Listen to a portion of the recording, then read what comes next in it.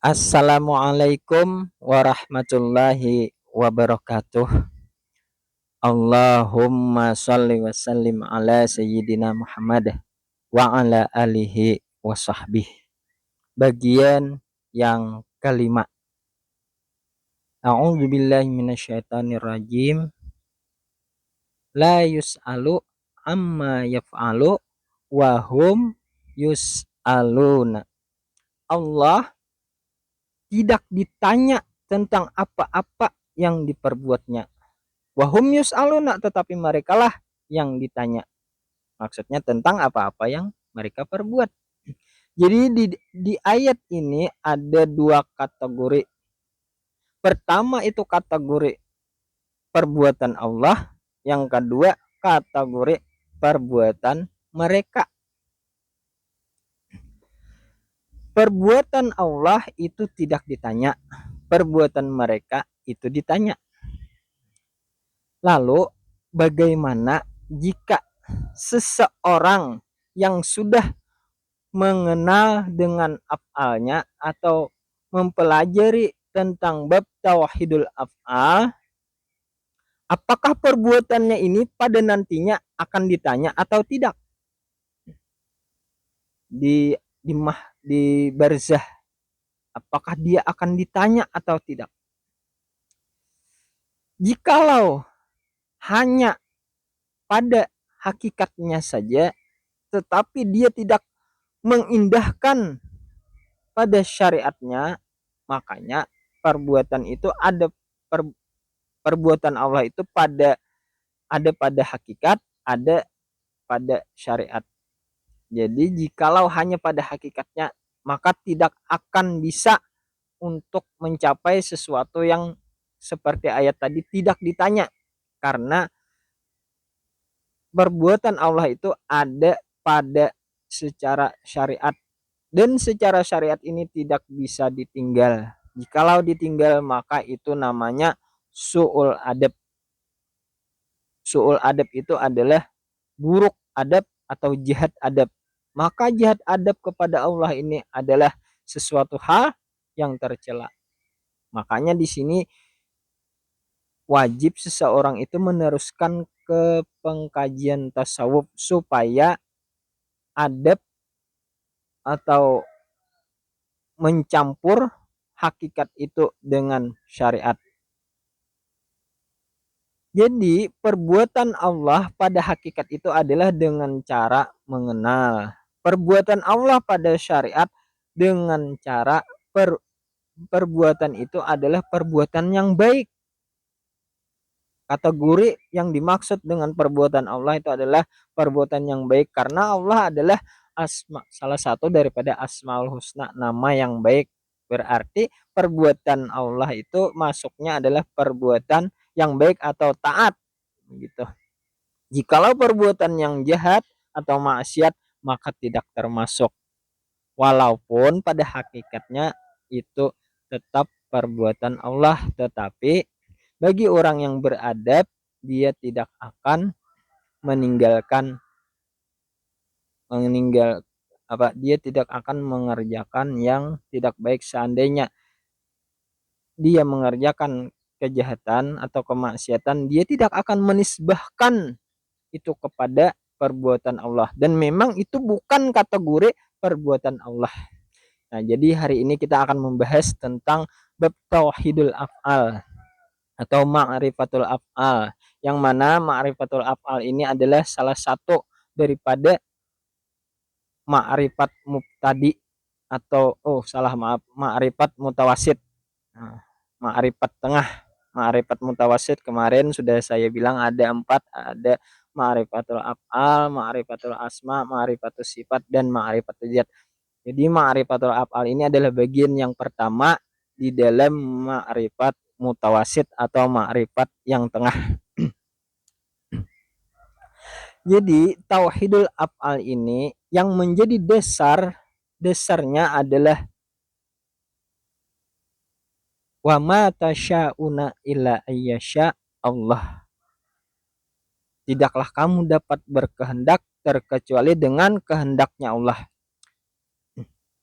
Jadi memang asalnya perbuatan itu adalah kehendak. Sebagaimana perbuatan kita ini sebenarnya sudah dalam kehendaknya. Jika Allah tidak menghendaki maka tidak akan terjadi. Baik perbuatan kita itu perbuatan taat ataupun maksiat, perbuatan baik ataupun buruk, itu sudah di dalam kehendaknya. Namun bagi kita yang bertasawuf, yang baiknya saja yang dikatakan itu perbuatan Allah. Makanya sering seseorang yang tausiah biasanya, jikalau kebenaran itu datang daripada Allah, jar mereka, ya kan, itu mereka beradab. Tetapi kalau keburukan itu datang dari saya pribadi, ujar mereka begitu. Ini selaras dengan ayat waqulil haqqu mir rabbikum. Katakanlah yang benar itu datang daripada Allah. Nah, itu memang. Walaupun pada hakikatnya yang buruk itu datang daripada Allah juga. Sambungan ayatnya faman sya'afal yu'min wa man sya'afal yakfur. Secara syariatnya, siapa yang ingin beriman silahkan beriman. Siapa yang ingin kafir silahkan kafir, murtad. Itu secara syariatnya kita diberi akal untuk memilih jalan. Tetapi pada hakikatnya faman sya'afal yu'min wa man sya'afal yakfur. Siapa yang kami kehendaki beriman maka ia akan beriman. Siapa yang kami kehendaki ingkar, kufur, maka dia akan ingkar. Jadi ada secara syariatnya, ada secara hakikatnya. Dan ini mesti digabung keduanya. Jikalau kita tidak menggabung, itu akan kita terima konsekuensinya. Sambungan daripada ayat itu tadi, inna a'tadna lidzalimina nara. Nah, memang perbuatan itu perbuatan Allah, tetapi sesungguhnya bagi orang yang zalim maka kami sediakan baginya neraka. Nah, kata. Bagi orang yang zalim itu neraka. Kita mengetahui walaupun jalan baik dan buruk itu datang daripada Allah atau pada hakikatnya perbuatan Allah, tetapi apabila kita menuju jalan baik, ujung-ujungnya surga. Ujungnya, jika kita jalan yang jahat, menempuh jalan kejahatan, ujung-ujungnya neraka. Itu nanti di akhirat. Sekarang itu ada juga konsekuensinya, yaitu apa? Sambungan ayat itu tadi, ahata bihim suradikuha. Nah, gitu. Apa? Yang mereka itu tidak bisa lepas daripada gejolaknya yang mengapung mereka, yang mengepung mereka. Apa itu gejolak?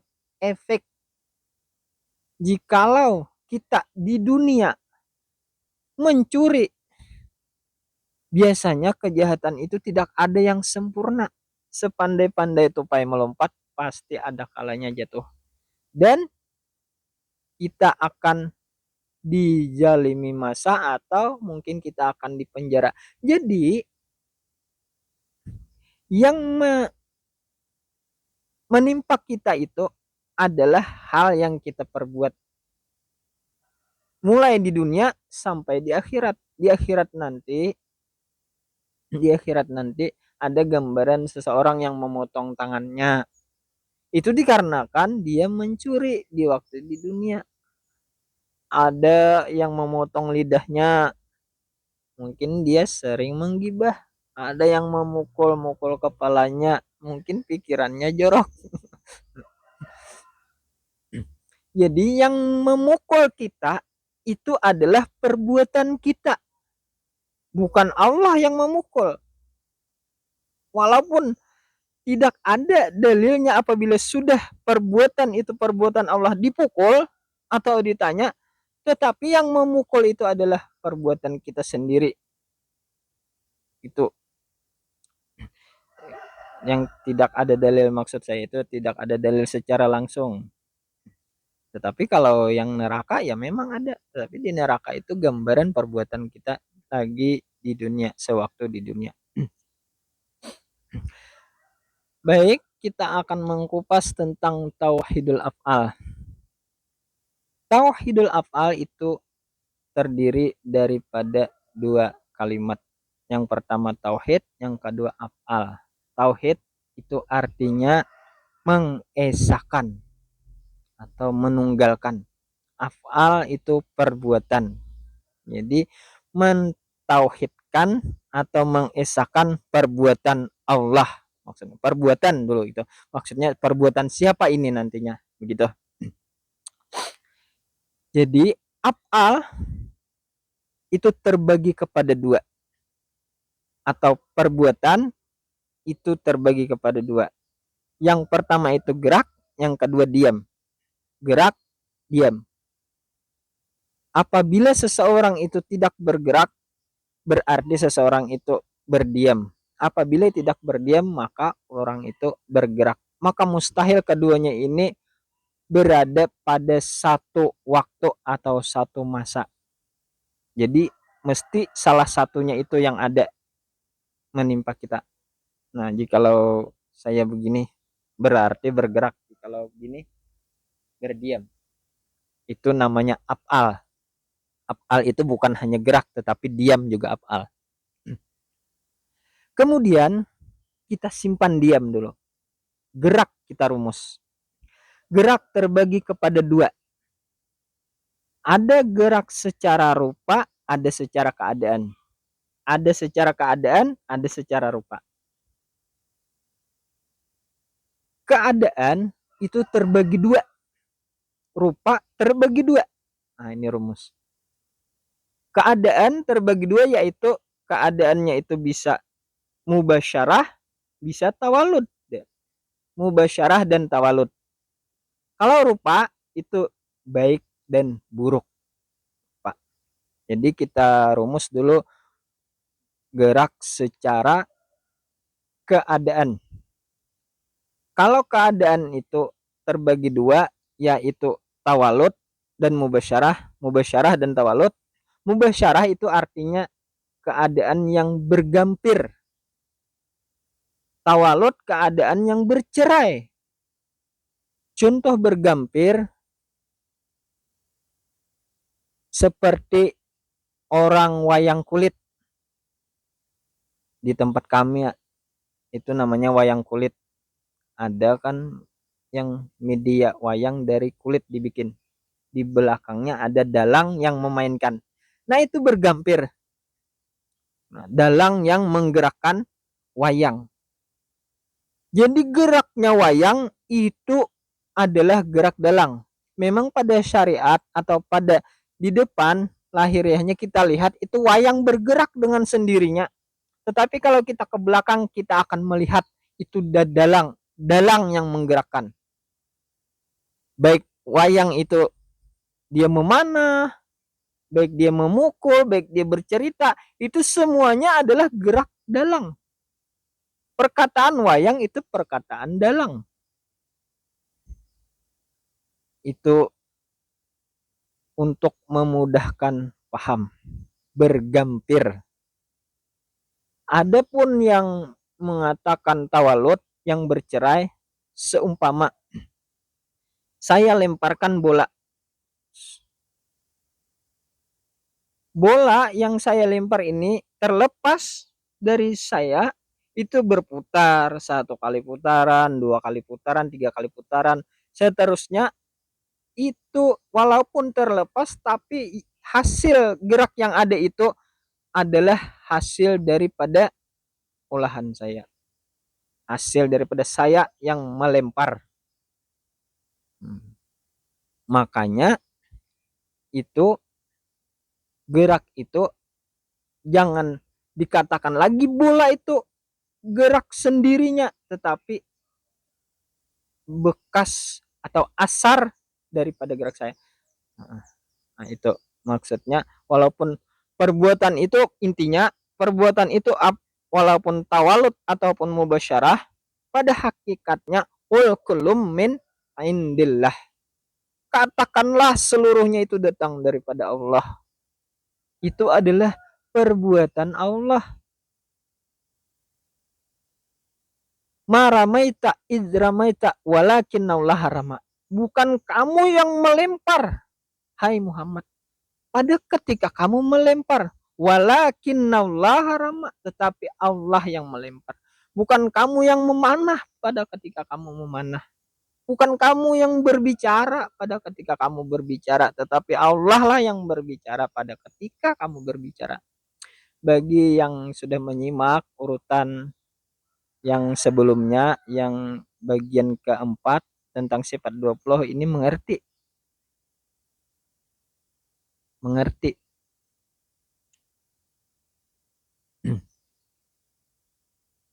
Terus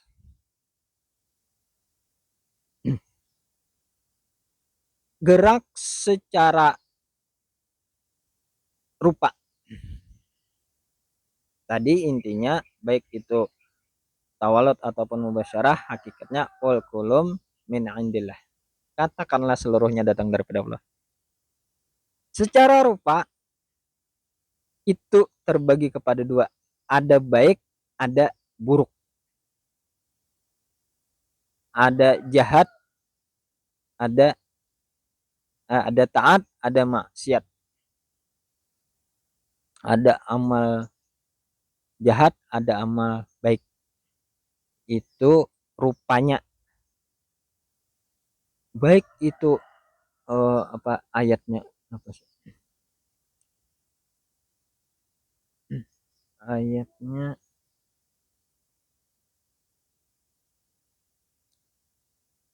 lupa saya.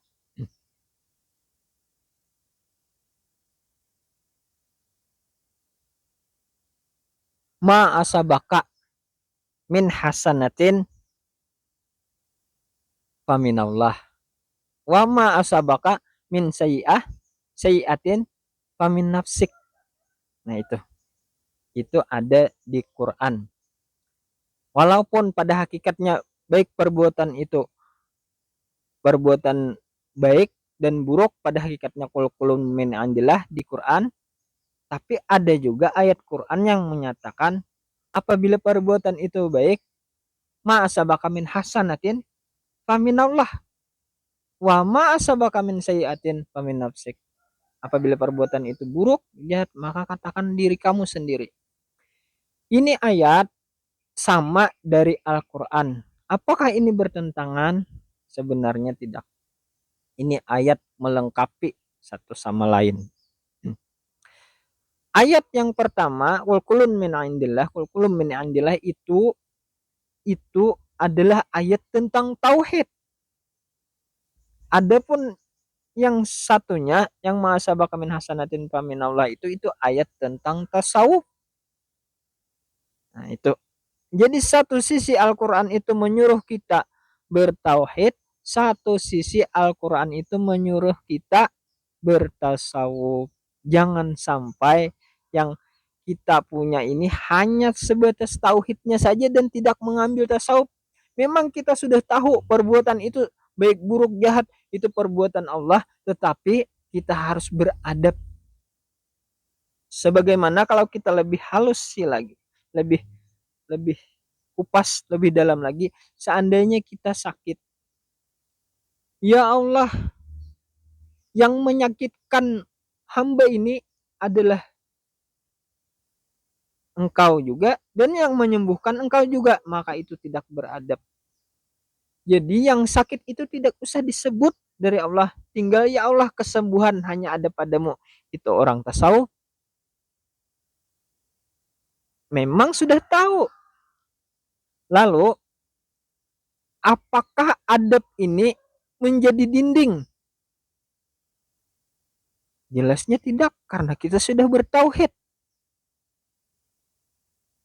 Yang menjadi dinding itu orang yang tidak bertauhid.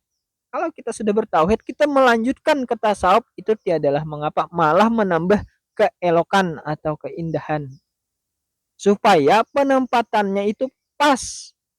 Contoh, kita kehilangan barang atau uang kita dicuri maling di rumah atau tuyul. Jangan lagi kita katakan ini yang mencuri uang kita ini adalah Allah. Memang pada hakikatnya begitu.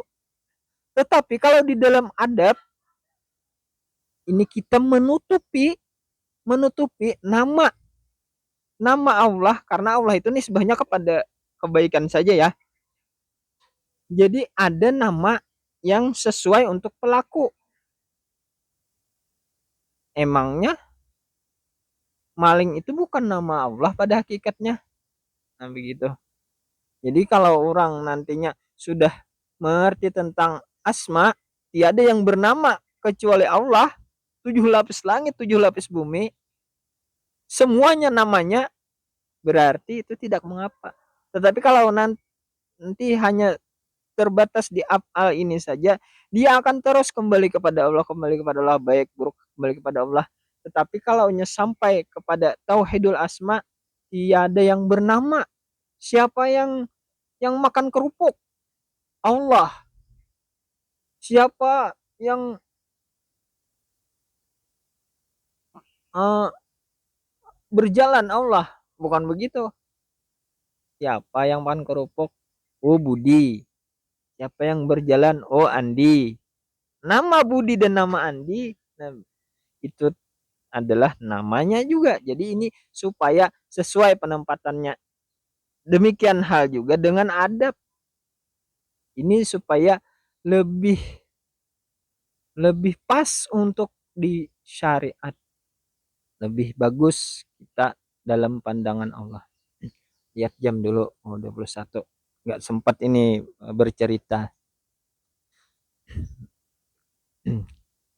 Kita kembali kepada rumus. Af'al atau perbuatan terbagi kepada dua.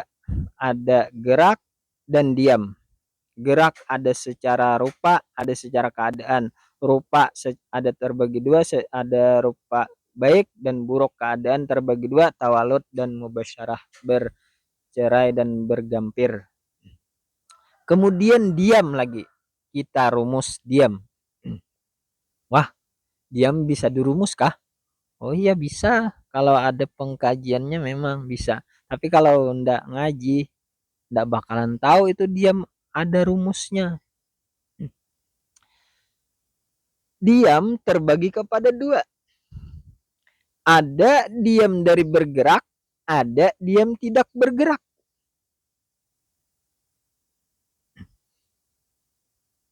Ada diam dari bergerak, ada diam tidak bergerak. Jikalau diam dari bergerak itu adalah makhluk hidup atau manusia, itu diam dari bergerak.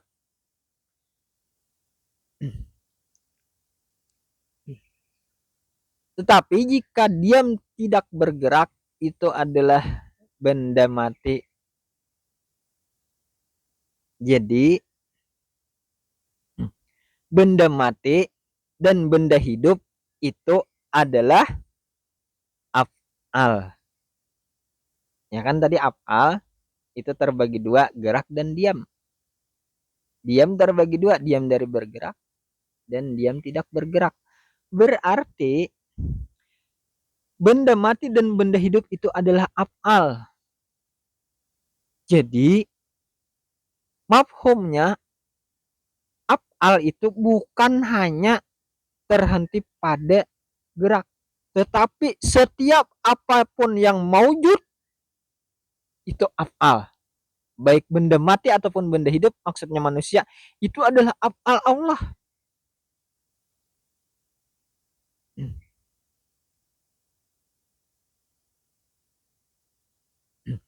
Apa dalilnya? Wallahu khalaqakum wa ma ta'maluna. Allah lah yang menjadikan kamu. Itu menjadikan itu kan af'al, perbuatan. Kamu itu af'al. Wa ma ta'maluna. Dan apa yang kamu perbuat itu pun af'al. Jadi bukan hanya perbuatan kita, tetapi wujud diri kita pun itu adalah af'al Allah. Nah ini Jadi af'al itu kedudukannya adalah wujud diri kita, batang tubuh kita. Itu untuk di dalam mengenalan diri.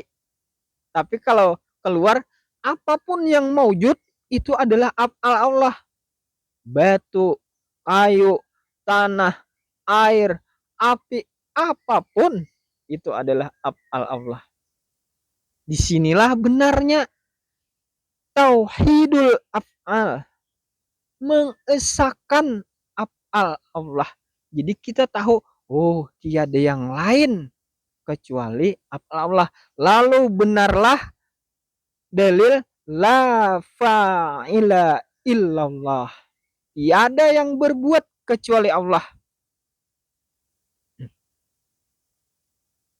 Semua perbuatan adalah perbuatan Allah dan semua wujud adalah wujud Allah. Kalau untuk diri kita, itu wujud diri kita adalah af'al Allah, kedudukannya. Allah itu ada punya zat, sifat, asma dan af'al. Zat Allah itu sir kepada kita, sifat Allah itu ruh kepada kita, asma Allah itu kalbu, hati kepada kita, af'al Allah itu tubuh kepada kita. Nah, ini Allah itu ada punya zat, sifat, asma dan af'al. Zat Allah itu sir kepada kita. Yang mana sir itu? Nanti.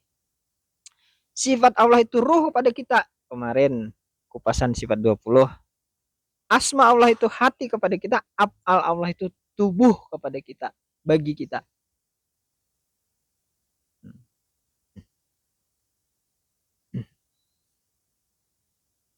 Jadi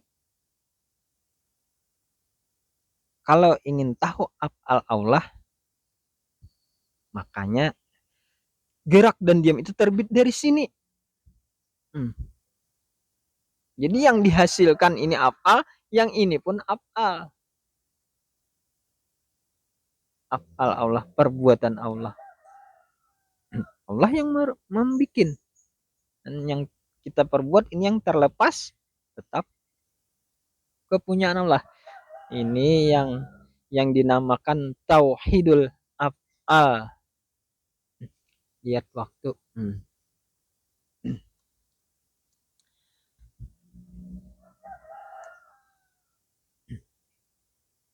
La fa'ila illallah. Tiada yang berbuat kecuali Allah. Tinggal lagi kita menyelaraskan dengan tasawuf. Ini af'al Allah supaya nanti dikubur tidak ditanya. Ini mesti menyelaraskan dengan kebaikan supaya kategori af'al Allah.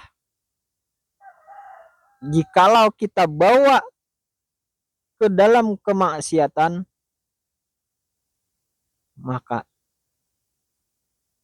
akan mempertanggungjawabkan dan lebih apa namanya itu ya, jikalau kami bilang itu pengkhianat itu apalah. Kenapa tidak ditanya? Begitulah. Karena kita sudah mengembalikan kepada yang ampunnya seluruhnya. Tidak ada lagi punya kita.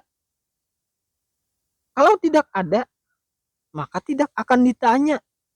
Yang ditanya itu kita yang punya. Tetapi kalau kita bermasalah, perbuatan itu jahat, memang akan ditanya. Walaupun sudah fana di dalam af'al Allah. Tetapi bermasalah, tetapi kalau bagus tidak bermasalah, makanya tidak ditanya. Jadi jangan langsung hanya dengan ilmu hakikat tanpa mempedulikan syariat atau adab, ini tidak ditanya. Nah, itu namanya aliran Jabariyah yang dinyatakan oleh Nabi sesat. Atas nama ma'rifat, lalu perbuatan ini sekehendaknya. Dia juga yang berbuat, nggak ada hubungan denganku. Itu emang jikalau seseorang itu sudah tidak berlaku lagi akal pikirannya, akal basyariahnya. majujubiyah, menjujub akal basyarah diangkat memang, tetapi kalau kita masih ada akal sempurna, itu kita akan mempertanggungjawabkan. Bagi ahli tasawuf, dia akan menyesuaikan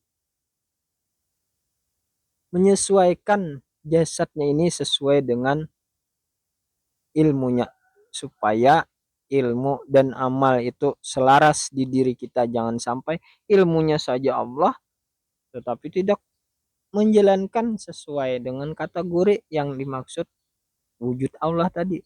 Karena Allah itu adalah bagian daripada Asmaul Husna, salah satu daripada nama yang baik, nama Allah itu kan, berarti perbuatan itu harus baik gitu. Harus taat di situ, adab, adab. Jadi ini pentingnya kita bertasawuf. Nah, demikian, salah hilap mohon maaf. Billahi taufik wal hidayah. Wassalamualaikum warahmatullahi wabarakatuh. Allahumma shalli wa sallim ala sayyidina Muhammad wa ala alihi wa sahbihi